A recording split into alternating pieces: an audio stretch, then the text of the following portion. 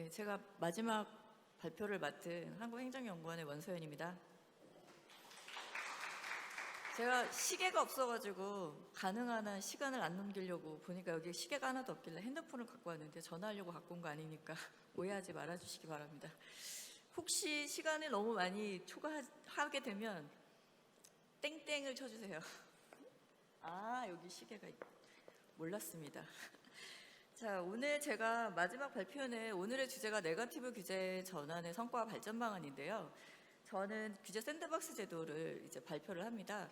그래서 앞에서 두 개 이제 발표가 지금 네거티브 규제 전환 중에서 주로 입법 방식의 유연화에 대한 규범적 고찰과 그다음에 경제적 성과인데, 제가 하는 규제 샌드박스 제도는 약간 이제 입법 방식 유연화를 보완하는 일종의 방식이라고 생각하시면 될 것 같아요. 이게 넥스트. 목차가 이렇게 되어 있는데 일단 규제 개혁의 이해는 생략하도록 하겠습니다. 다 아시는 내용이고 앞에서도 나왔던 내용입니다.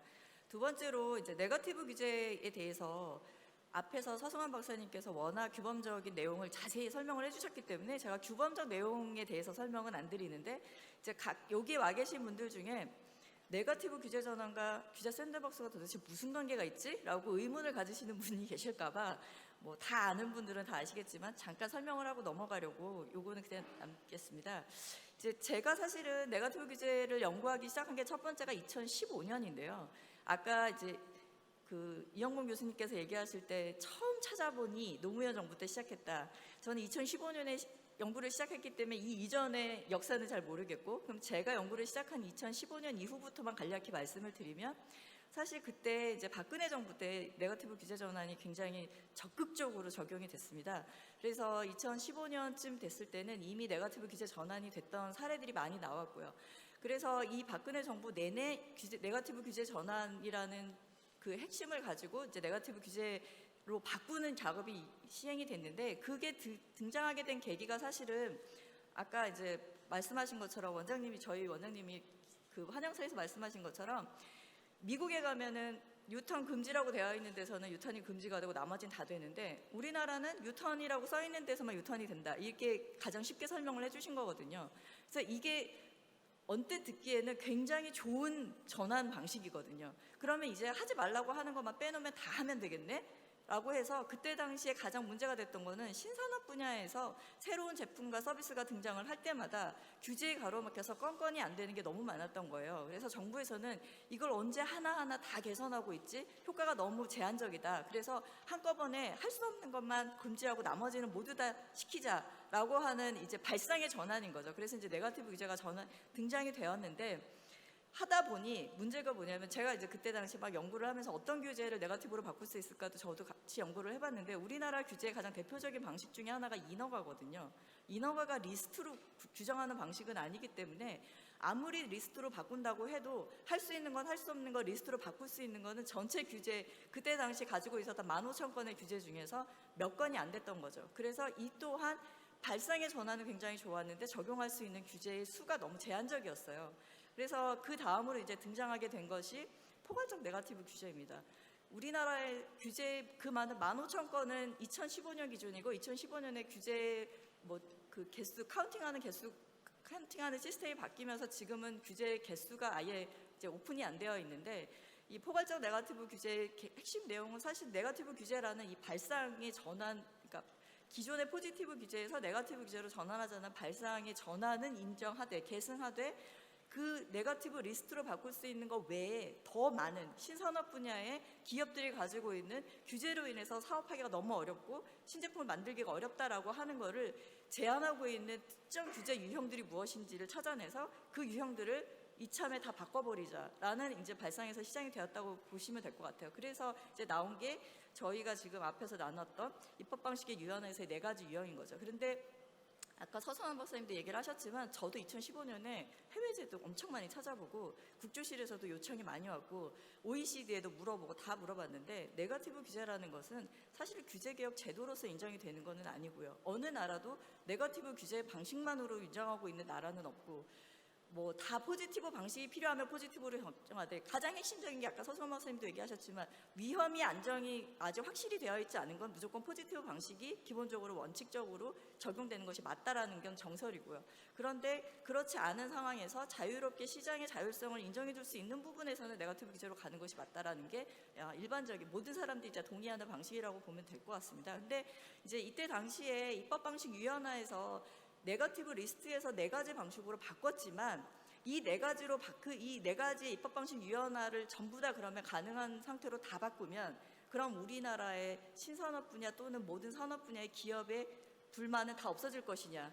거기에 대해서는 아무도 예스라고 얘기할 수가 없는 상황입니다. 왜냐하면 규제라는 것은 끊임없이 만들어지고 그 규제 안에서 새로운 제품이 나오고 새로운 서비스가 나오면 아무런 문제가 없었고 정말 효과적이었던 규제도 문제가 되는 규제가 될 수 있거든요.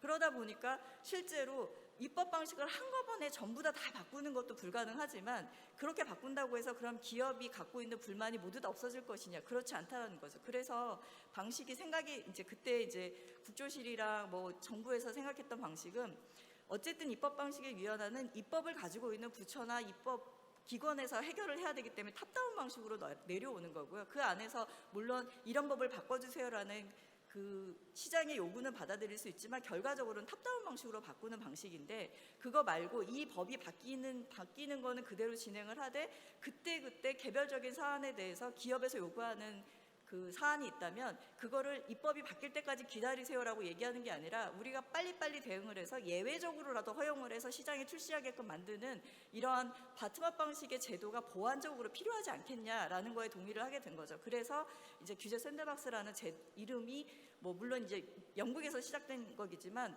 이 규제 샌드박스처럼 기업이 요구하는 그런 방식, 기존 규제에도 불구하고 예외적으로 허용을 해줄 수 있는 사항이 무엇인지를 빨리빨리 심의해서 예외적으로 허용을 해주는 제도도 보완으로 필요하다라고 해서 이제 포괄적 네거티브 규제가 지금의 이 두 체제로 이제 완성이 되었다라고 보시면 될 것 같아요. 그래서 이제 네거티브 규제 전환하면 정부에서 추진하는 게 한 축은 입법 방식의 유연화, 다른 한 축은 바텀업 방식으로 기업이 요구하는 모든 시장에서 요구하는 것들에 대해서 입법을 예외적으로 적용해 줄 수 있는지를 빨리빨리 심사해서 허용해 주는 이런 제도가 이제 갖추어졌다라고 생각하시면 될 것 같아요.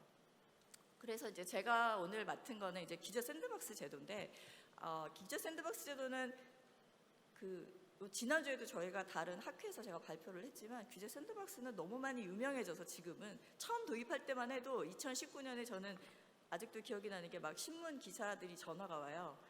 그래서 한번 어디 SBS인가 뉴스에서 나왔는데 왜 규제 개혁은 이렇게 다 어려운 단어만 쓰냐, 규제 샌드박스는 도대체 무엇이냐, 이런 이렇게 용어 자체가 제목만 듣고는 도대체 뭘 어떻게 하겠다라는 건지 알아들을 수 없는 제도들이 너무 많은 거예요. 그래서 일반인들이 알아듣기 어렵다라는 것 때문에 되게 어려워했는데 지금은 제가 보기엔 규제 샌드박스가 일종의 고유 명사화된 것 같아요. 그래서 뭐 규제를 풀어주는 제도 뭐 이런 식으로 약간 대명사화가 되고 있는데 실제로 규제 샌드박스 제도는 우리나라에서 만든 제도는 아니고 이제 설명을 드렸지만 영국에서 먼저 도입이 됐는데 영국 같은 경우 영국뿐만이 아니라 지금은 전 세계 한 60여 국에서 뭐 활용을 하고 있다고 하는데 엄청 많은 나라에서 활용을 하고 있는데 대부분 다른 나라에서는 어떤 식으로 활용이 되냐면 어떤 규제 분야, 그러니까 규제가 미리 정해져 있지 않은 예를 들면 신산업 분야에서 규제를 만들어야 되는데 어떤 식으로 만들어야 될지에 대한 데이터가 전혀 없는 거예요. 그러면 선제적으로 규제를 만들게 되면 오히려 시장을 억제할 수가 있기 때문에 그거를 테스트할 수 있게 일종의 테스트 베드로 도입이 된 게 사실은 규제 샌드박스고 그래서 영국에서는 이제 금융 분야에 핀테크를 활성화시키기 위해서 금융 강국이었던 영국이 핀테크가 등장을 하면서 약간 금융 산업이 조금 이렇게 위축이 되고 있었다라는 판단이 있었고 그래서 이제 핀테크를 활성화시키기 위해서 테스트베드로서 금융 분야에 대한 규제 샌드박스를 도입을 했는데 우리나라에서 도입을 할 때는 이제 논의가 우리나라는 금융 분야도 굉장히 문제지만 금융만이 문제가 아니다. 전 산업 분야가 문제다. 그래서 우리나라는 예외적으로 모든 분야에 대해서 이런 이제 테스트베드 형식 그리고 예외적으로 허용을 해주는 이런 규제 샌드박스를 적용을 해보자라고 해서 처음 도입이 될 때부터 우리나라는 ICT 융합 분야, 산업 융합 분야, 그리고 금융혁신 분야, 그리고 규제 자유특구 분야 이렇게 4개 분야로 시작을 하게 됩니다. 뭐 제도에 대한 설명을 제가 자세히 설명을 드리지는 않을 텐데요. 지금 현재 이게 그러니까 이 규제 샌드박스 제도가 그 이후에 스마트 도시와 규제 자유 특구까지 증가를 해서 지금 우리나라에서는 6개의 규제 샌드박스 제도가 운영이 되고 있고요.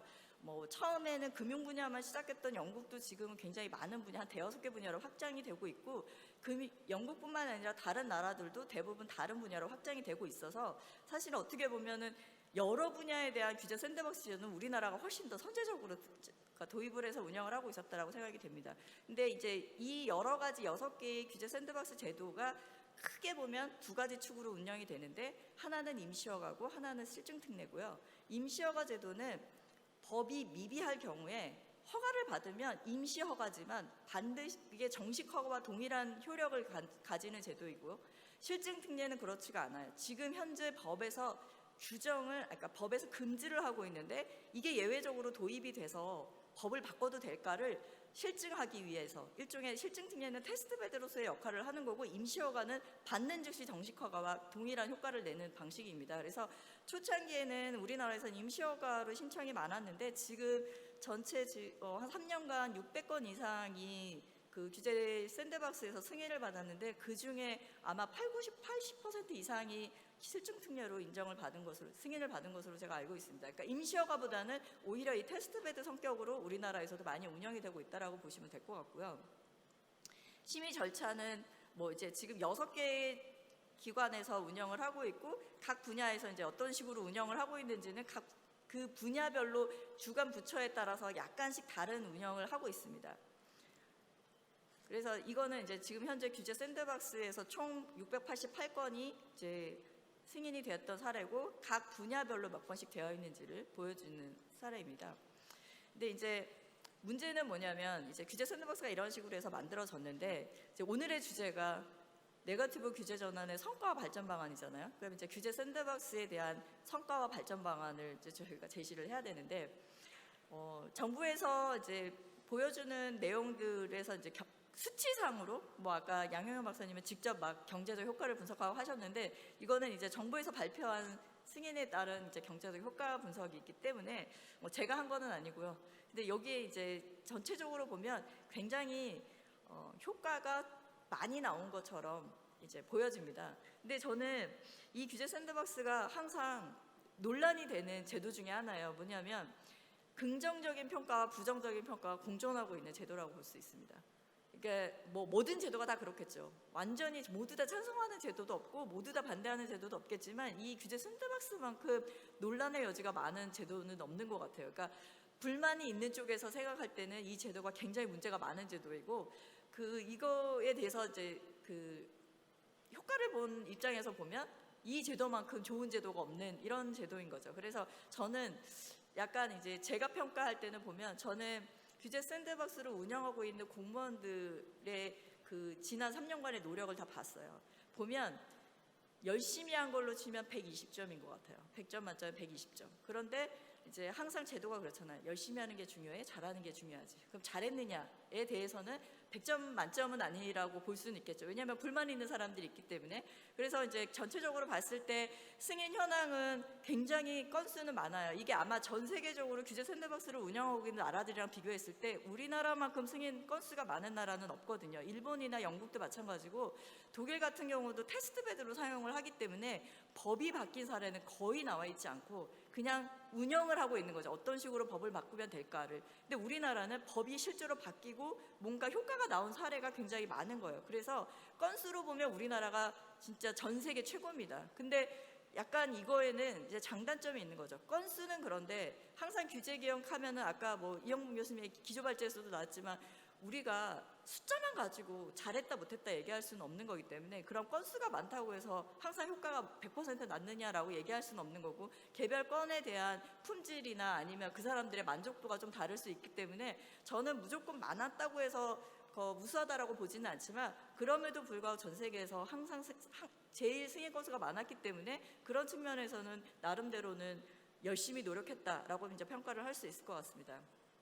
두 번째, 기업 규모별 승인 현황이, 저는 그래서 승인 건수 중에서도 조금 이제 의미를 가지고 있다고 생각하는 게 뭐냐면, 우리나라가 사실 규제 개선이 많이 이루어지고 있는데, 규제 개선에 대해서 그러니까 겉으로 규제 개선이 이렇게 많이 이루어지고 있는데 그 안에는 규제 건의를 했지만 개선 건의를 했지만 받아들여지지 않는 사례도 굉장히 많아요. 근데 아무도 건의를 했지만 받아들여지지 않았던 사례에 대해서 집중하는 그런 제도는 별로 없고 그 기관도 별로 없고요.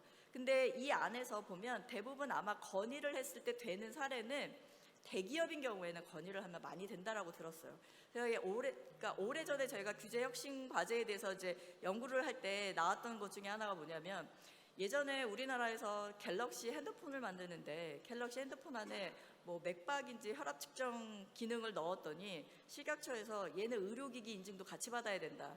핸드폰이 지금 애플이랑 뭐 언제 나오느냐 이렇게 그 경쟁을 하고 있는데 갑자기 언제 이 핸드폰에다 의료기기 인증을 받겠느냐. 그래서 우리나라에서만 이 기능을 빼고 출시하고 미국에서는 그냥 넣은 채로 출시를 했다라는 얘기를 했는데 그 이후 지금 그게 가능하거든요. 근데 이제 비하인드 스토리로 들은 거지만 그 절차를 제가 알고 싶다. 어떻게 개선이 됐느냐 그랬더니 이제 그냥 얘기하신 말로는 삼성이니까 된 거죠. 이렇게 얘기를 한 거예요. 왜냐하면 이게 만약에 중소기업이었다면 과연 그렇게 빨리 그 제도가 개선이 되었겠느냐라고 얘기하는 거죠. 그게 우리나라에서는 사실 많은 부분에서 얘기를 하는 게 중소기업이 개선 건의를 아무리 해도 안 되는 경우가 많은 거예요. 왜냐하면 그 담당자는 받았을 때 이걸 개선을 해서 문제가 생기면 어떤 중소기업에서 요청을 해가지고 개선을 해줬는데 문제가 생기면 내가 책임져야 되는 건데, 근데 대기업인 경우는 좀 다른 경우죠. 사실 우리나라에서 규제 개선을 이끌어온 것들이 사실 따지고 보면 대기업 위주로 많이 갔는데 이 규제 샌드박스에서는 사실 승인받은 대부분의 건수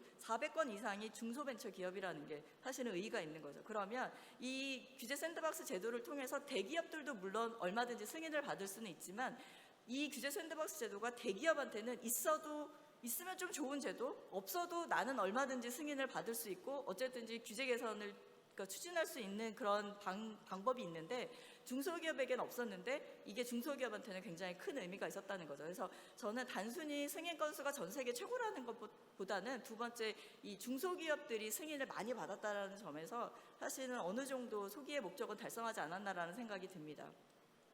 이제 다음으로 넘어가서 이제 규제 개선 현황인데요. 제가 요거를 딱 작성해서 보내고 나서 지난 주말에 아차 빼먹은 게 있네라는 생각이 들어가지고 여기에 개선 현황이 지금 대표 사례가 나와 있는데 사실은 이게 승인 그 건수뿐만이 아니라 뭐가 중요하냐면 이 승인을 받았거나 규제 샌드박스를 이용했던 기업들이 어떻게 만족하고 있는지에 대한 게 사실 좀 중요한데요. 저희가 이제 행정연구원에서 2019년, 20년, 21년 이 연간 매년 이 규제 샌드박스 제도에 대한 만족도 조사를 시행하고 있어요. 그러니까 작년까지 이제 3년 동안 매년 이제 조사를 했던 거죠. 그래서 그 만족도 조사를 살펴보면 이제 3년치를 다 말씀을 드리기는 좀 그렇고 제가 방금 전에 조금 그걸 잊어버리고 여기다 안 담았던 걸 생각해서 이제 적어놨었는데 저희가 2021년에 승인 기업과 승인을 받은 기업과 규제 샌드박스에 신청했다가 승인을 못 받은 기업을 포함해서 350개 기업에 대해서 만족도 조사를 했습니다.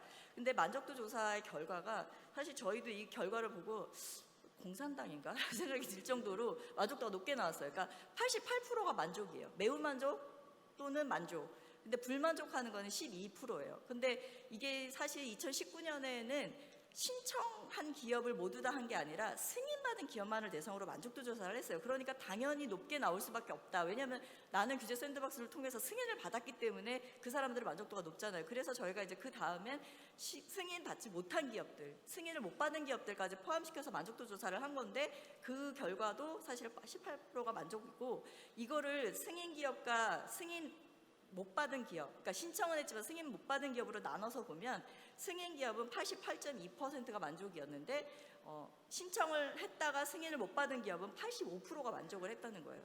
그러니까 나는 규제 샌드박스에서 승인을 비록 받지 못했지만 그럼에도 불구하고 이런 절차가 있어서 내가 이런 얘기라도 해봤다라는 것 때문에 만족도가 꽤 높게 나왔다는 거죠.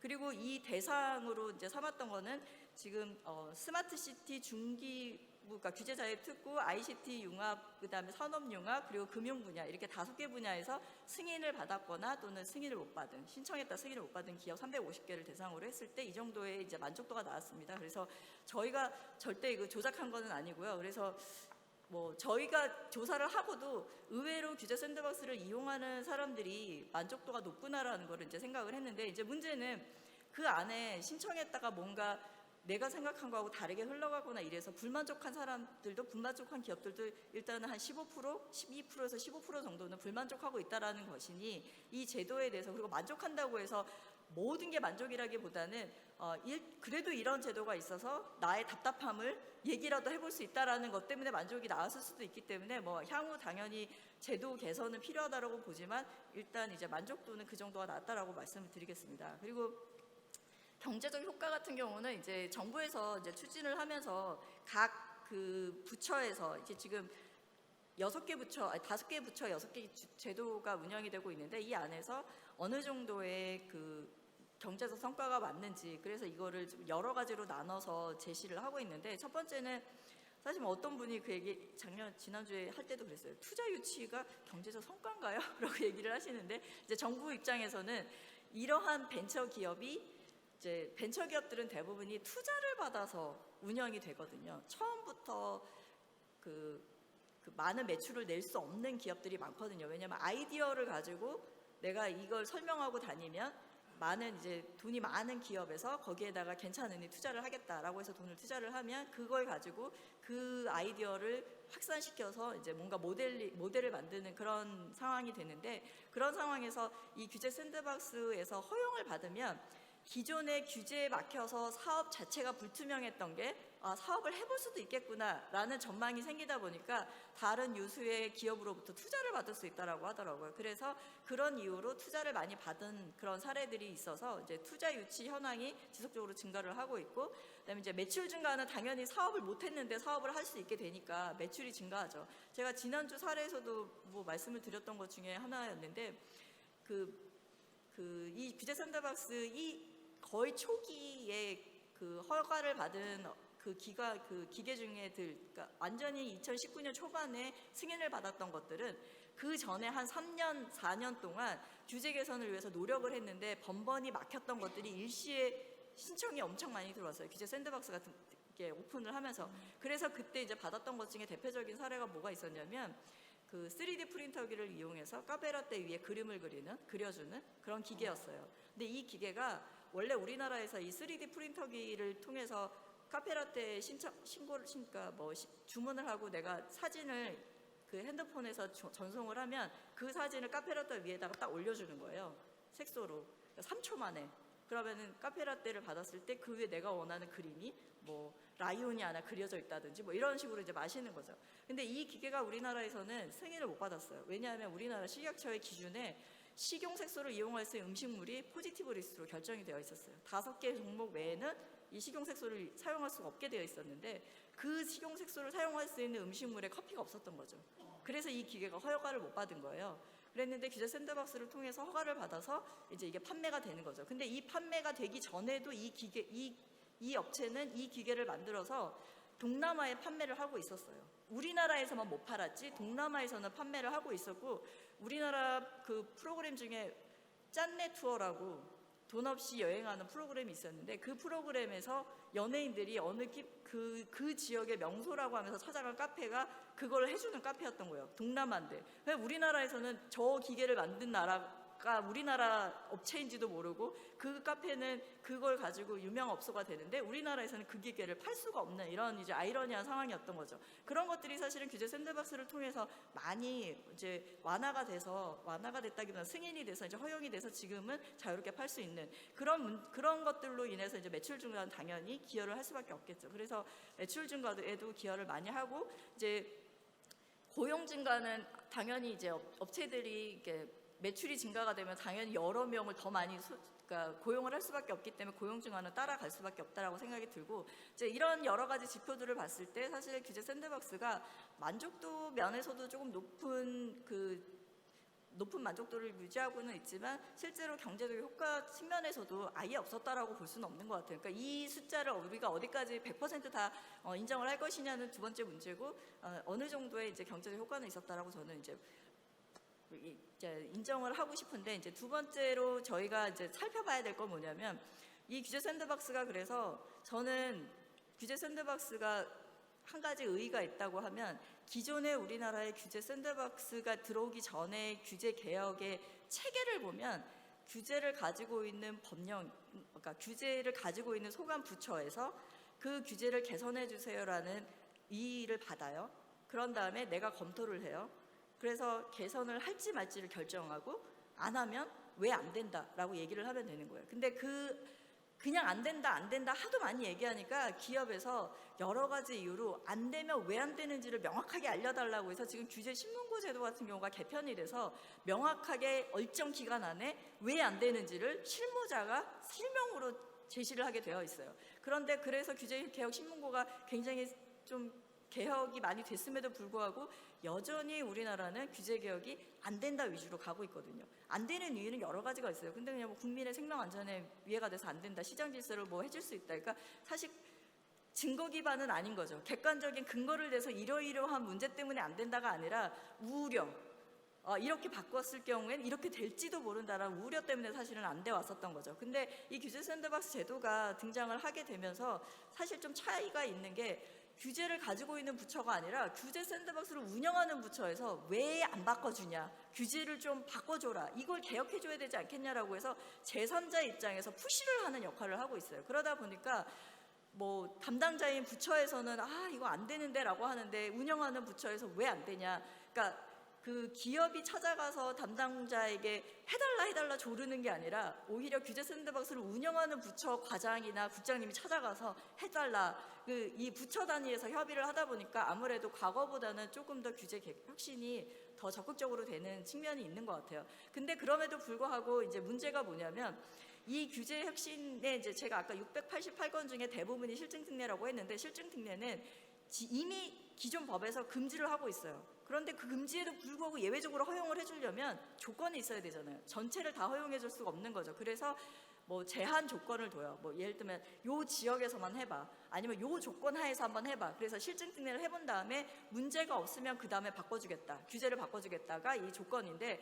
이때 붙이는 이 실증 조건이 너무 비현실적이다 보니까 기업들이 이게 장사를 하라는 거냐 말라는 거냐라는 얘기를 많이 하죠. 이 실증 조건이 얼마나 부가 조건이 비현실적인가를 나타내주는 가장 대표적인 사례가 이제 그 DTC 시범 사업이거든요. 그러니까 뭐 우리가 유전자 뭐 안젤리나 졸리가 뭐 유전자 검사를 해봤더니 나는 무슨 병에 걸릴 확률이 높다 해서 미리 선제적으로 그 수술을 하고 이러는 것처럼 우리나라도 소비자가 요청을 하면 그거를 이제 내가 한번 해볼 수 있는 그런 거를 허용을 해줬는데, 그러니까 유전자 검사를 해볼 수 있는 걸 허용을 해줬는데 그 조건이 너무 예외적이어가지고 1년이 지나도록 실증 특례를 받고 1년이 지나도록 사업을 시작을 못했었던 사례가 있었거든요. 그런 것처럼 지금 현재는 실증 조건이 너무, 실증 사업을 위한 부가 조건이 너무 강력하다 보니까 일단 기업 입장에서는 시작이라도 하고 싶어서 오케이는 하는데 막상 시장에 가보면 현실적으로 운영이 못 되는 경우가 사실 많아서 이런 것들이 좀 현실화가 될 필요가 있다라는 게 가장 많은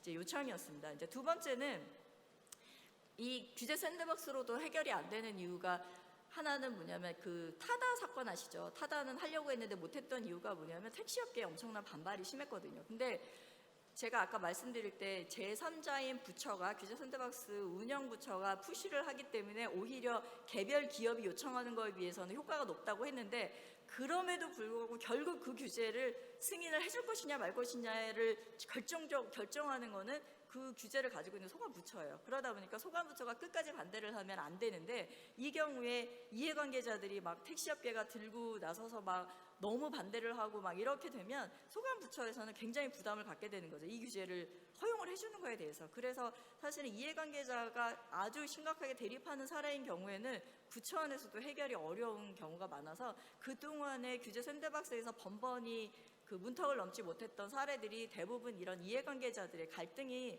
그 대립되는 그런 사례였다라고 볼 수가 있어요. 그래서 앞으로 이제 규제 샌드박스를 조금 더 그 효과성을 좀 높이기 위해서는 이런 이해관계자 갈등이 들어가 있는 사례들을 어떻게 처리할 것인지에 대해서 조금 이제 논의가 더 필요할 것 같아요. 그리고 이제 마지막 사례가 이 부처 간 협업인데요. 좀 전에 얘기했던 이해관계자 갈등하고도 이제 사례가 되는데, 이게 부처가 규제 샌드박스 운영 부처하고 규제 샌드박스 주관, 그러니까 규제를 가지고 있는 소관 부처 간에 이제 협업이 필요한 건데, 이 결국 규제를 바꿔야 되는 부처는 규제를 가지고 있는 부처이기 때문에 이들은 위험을 감수하려고 하는 경향을 보이지 않아요. 왜냐하면 그 규제를 바꿨을 때 문제가 생기면 결국은 규제 소관 부처가 책임지게 돼 있거든요. 근데 규제 샌드박스 부처는 한 건이라도 더 승인을 받아야 나의 성과가 높아지니까 계속 푸시를 하는 거죠. 그러다 보니까 그 안에서 약간의 이제 서로 원하는 목적이 다르다 보니까 이런 것들이 좀 다르게 겹치는 경우가 있어요. 그래서 결국은 부처 간의 협업을 통해서 규제를 개선할 수밖에 없는 시스템이거든요. 규제 샌드박스는. 그래서